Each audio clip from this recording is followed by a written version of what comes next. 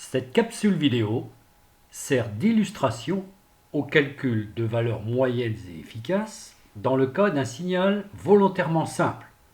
Ce sera ici le signal carré.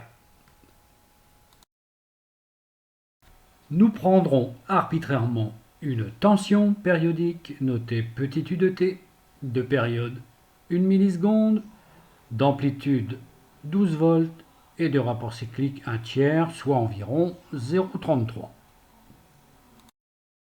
Rappelons les définitions des valeurs moyennes et efficaces d'une grandeur périodique. Pour calculer une valeur moyenne, il faut calculer la surface du signal sur une période, que l'on divise ensuite par la période. La valeur moyenne est également appelée composante continue du signal.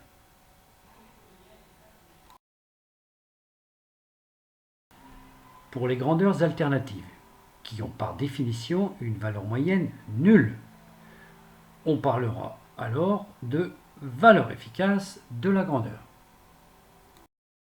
En observant la définition, vous constatez que la valeur efficace est la racine de la valeur moyenne du signal au carré.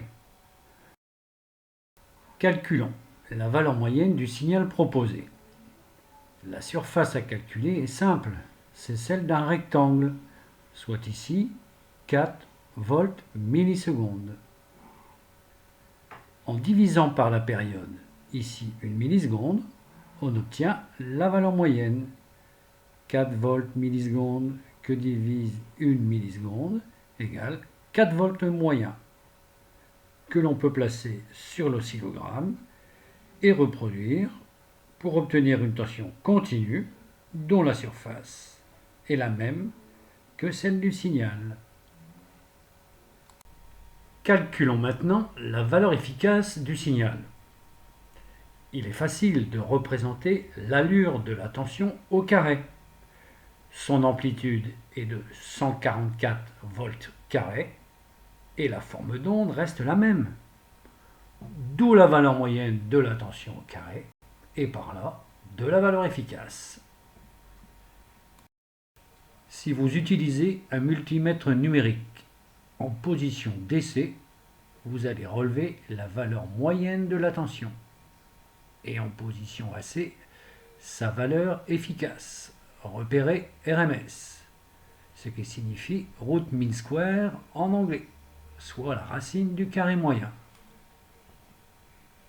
Vous avez également la possibilité de mesurer la valeur efficace de la composante alternative de la grandeur, c'est-à-dire en retirant au signal sa valeur moyenne, s'il y en a une.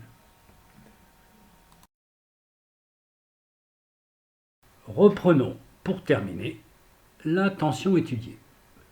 Sa valeur moyenne est égale à 4 volts, sa valeur efficace à 6,9 volts. Quelle est la valeur efficace de sa composante alternative que l'on notera UA? UA de T est obtenue en soustrayant à U de T sa valeur moyenne. Le signal est bien alternatif. Pour calculer la valeur efficace UA, on peut soit appliquer la définition de la valeur efficace, soit la relation UA égale racine de la valeur efficace au carré moins la valeur moyenne au carré.